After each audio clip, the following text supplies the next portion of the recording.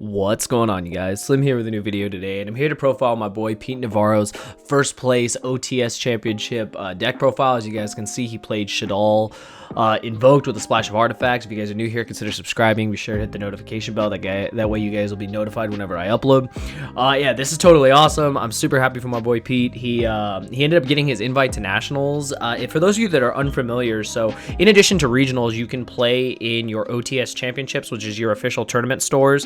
And they have these events. I think they're like twice a year, maybe they're more than that, but basically you play in them, and then if you make the top 4 cut, you actually get your national invite, which is actually insane for a lot of people who don't have the time to travel to the regionals, or just don't have, you know, enough like experience to play like, you know, a really long regional, like I said, aren't able to do it. You're able to enter these local tournaments, and you're able to end up winning your invite if you make top 4. I'm super happy for him. Now we can all go to nationals, so I'm super juiced for that. I'm just gonna go over his deck profile. I really like the approach that he took. He told me that he got this list. I believe we saw this on Bordel's channel. I think it was Joey Lynch who played a similar build to this, who actually decided to make sure to include the artifacts, which is something we actually haven't seen. We've seen it more of like a side deck choice, but never really in the main deck, but I really do like the synergy it presents to the deck.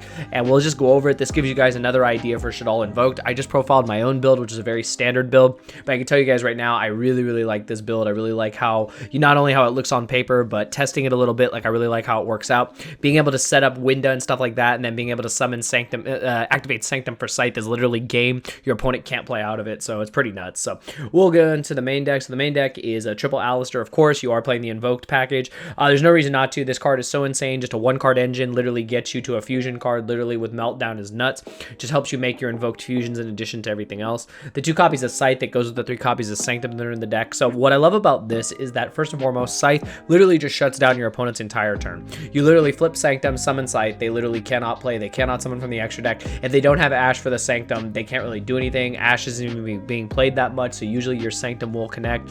Not only that, Scythe is just absolutely insane. It's a light monster for Construct, which is ridiculous, so you can literally dead draw it in a sense and literally still send it to the graveyard for your SHADDOLL Construct, which I absolutely love. The synergy there makes it worth playing 100%. I think a lot of people forget about that. It's similar to how we main deck Nibiru. The ability to use a monster that you usually can't really do much with turn 1, being able to, you know, send it away to summon one of your main boss monsters is insane. I absolutely love the fact that he played Artifact Scythe and the Artifact package in general, which is very strong in this format. Shutting down your opponent's entire turn is ridiculous.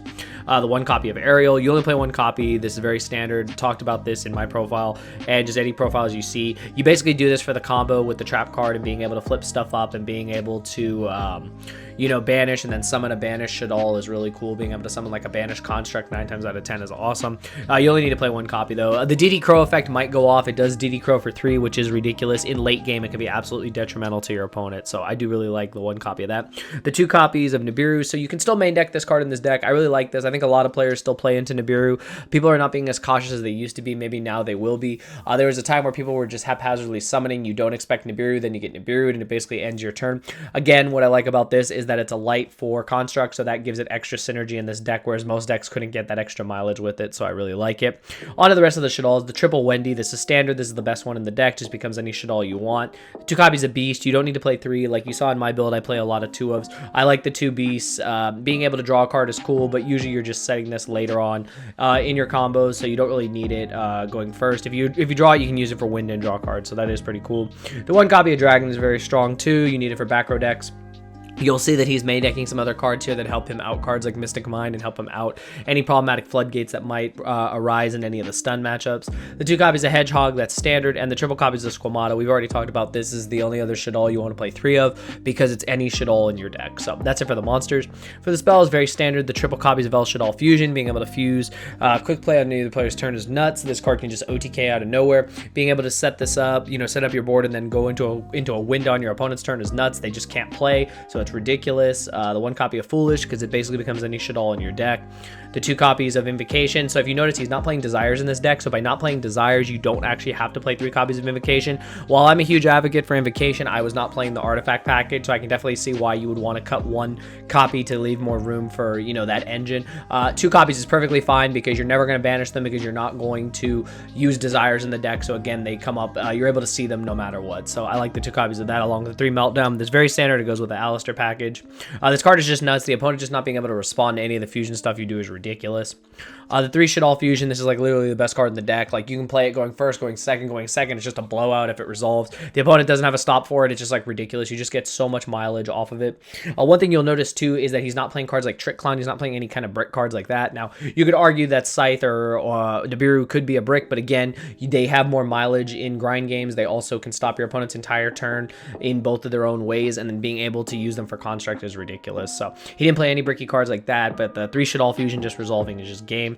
Trap cards, he played more trap cards than usual, so the 3 copies of Sanctum. I've already talked about this. If your opponent actually does destroy this, it pops another card, and it summons Scythe. Like, that's game by itself, so that's ridiculous.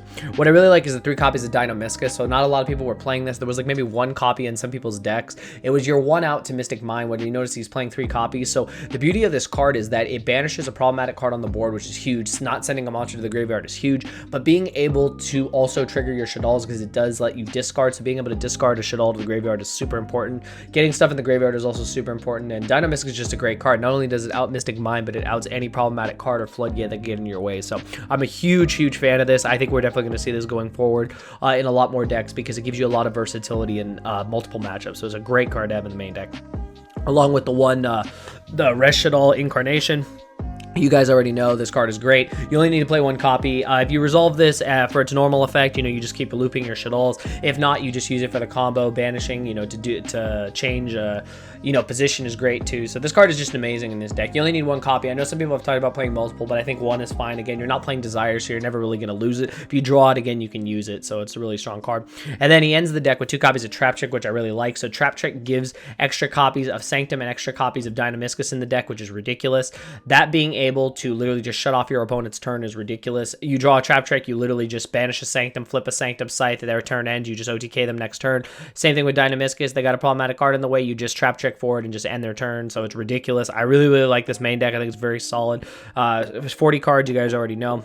Side deck real quick. So for the mirror match, of course, 3 copies of Retaliating Seed. There's no card like this card, honestly. This is one of the best cards against the deck. Very hard to counter. You can't call by the gravy. You can't really do much against it. It puts a body on board. I've talked about this. Johnny and I talked about this, how we played this. We just didn't play any SHADDOLL Invoked at all during our tournament experience, but this card is just insane. Not only being able to just shut off your opponent's entire turn, but it's also really good against heroes, good against any deck that would special summon a monster, with a spell card. I think that's crazy. So really good against heroes, really good against the mirror match, and just it covers a lot of mileage. Being a level 4, also putting a body on board is huge. So I really like this card, this format. 3 copies of Cosmic Cyclone. So a lot of people are going to say, where's a Lightning Storm? So there is a huge argument of, which card is more effective in which matchup. So Cosmic Cyclone is live at any time of the game, whereas Lightning Storm is only live early on. If the card does get stopped, 9 times out of 10, you're not going to be able to activate another one, because you're going to have face-up cards, whereas Cosmic Cyclone can just catch stuff. Being able to take out an anti-spell is huge too. So that's the difference between this and Lightning Storm. So your opponent goes standby phase, they activate anti-spell Fragrance, which can basically shut down your whole deck because you play so many spells. Being able to catch it with a Cosmic Cyclone is so huge versus not being able to do anything with Lightning Storm. You literally have to set Lightning Storm, and you probably lose by then because you can't play any of your spell cards. So I really like the fact that they decided to go this route. Again, it's not for every deck, but I think Cosmic Cyclone is a great choice this format, still being able to not only out a problematic card, but banish it, which is super important. 2 copies of Mind Control. This card is still insane. One of my favorite cards in the game. Just being able to take your opponent's stuff, link away, fuse away, do whatever you want is just ridiculous. So Mind Control is a fantastic card.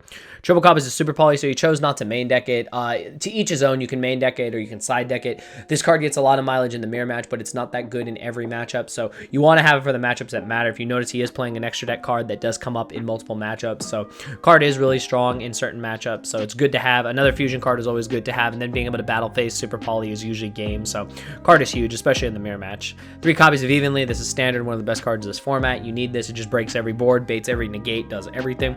And then the 1 copy of Red Reboot, because you play against those trap decks, you literally just need a win button. If you resolve this, you usually do win the game. You can just OTK them flat out. So I think Red Reboot, even at 1, is still going to see a lot of play because people are going to want to play it. They're going to want to try to draw it, and if you have it against the trap decks, again, it can usually be game. So card is huge.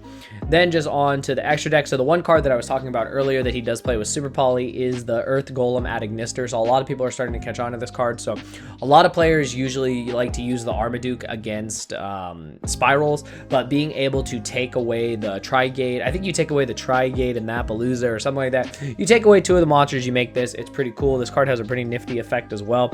Not only that, this card is really good against Salamangreat. A lot of people forget that you can use a Cyberse monster plus a Link monster. You can literally take their board away as well, and that's why you play this card over cards like Armaduke and whatnot. They cover more matchups, so you don't have to play too many, like bog down your extra deck with too many super poly targets. This is probably the perfect super poly target this format. Being able to catch, like I said, Salamangreat as well as Spiral is super important. So card is fantastic. Got the 1 copy of Apocalone. This card is insane. Just being able to be a permanent negate. Very hard for the opponent to get over. It's huge as well. So card is awesome.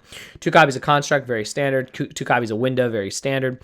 For the Invoke monsters, the 1 Kaliga, the 1 Makaba, the 1 Purgatrio, and then he does play the 1 copy of Raijin. So what I like about Raijin as well is that this card's quick effect is ridiculous. Being able to just book a monster whenever your opponent normal summons or special summons or whatever is fantastic. You can shut off their entire turn that way.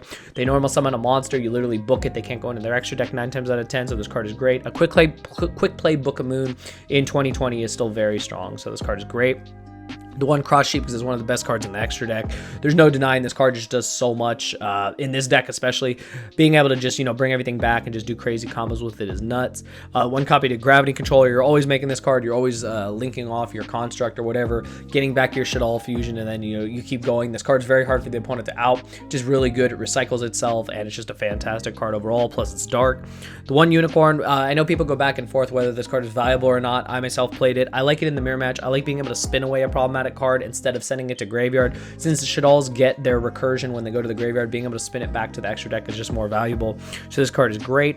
And then the 1 copy of Almirage and the 1 copy of the Secure Garden, because you guys already know the turn 1 Makaba play is still very strong if you have nothing else. Plus being able to set up like Gravity Controller with the 1 card Makaba play is nuts as well. Having Gravity Controller, Makaba plus a Construct or a Winda is pretty much game. If you have a fusion card, so you can do a lot of things with that, and I really like it overall. But yeah, that is it, you guys. That is Pete Navarro's first place OTS championship winning deck profile. Again, you guys should definitely support your OTS shops. Shout out to Gameology. You guys are awesome. Shop in Upland, California. That's where they had the tournament. They always have great turnouts. Not only that, I think a lot of players should remember that if you don't have the time to actually go to regionals, if you have a hard time getting to events, this is just a local event that can get you your invite to nationals, which is fantastic. So just keep that in mind, and always remember to check the calendars on the websites, because you'll always be able to see when they're having tournaments like this. But yeah, SHADDOLL Invoked is an insane deck, you guys. I love the fact that he played artifacts in it, and I think we're gonna see this trend start to go up, because I think Scythe is very strong in this format. It shuts down a lot of decks, and I think people are gonna really start to see the synergy